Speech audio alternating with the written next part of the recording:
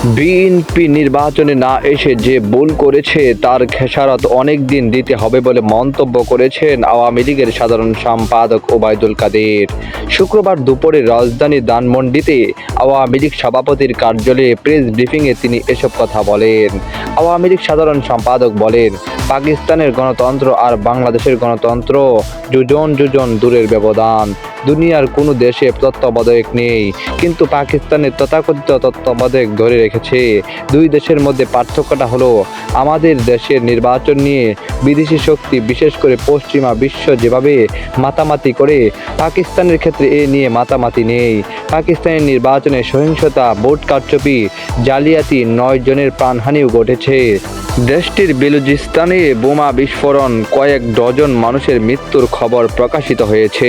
ওবায়দুল কাদের বলেন, আমরা গণতন্ত্রের ট্রু ফর্ম অনুসরণ করি। নির্বাচনে বিরোধী দল আসেনি, কিন্তু নির্বাচন সুষ্ঠু হয়েছে। আমরা বলছি না আমাদের গণতন্ত্র শতভাগ পারফেক্ট।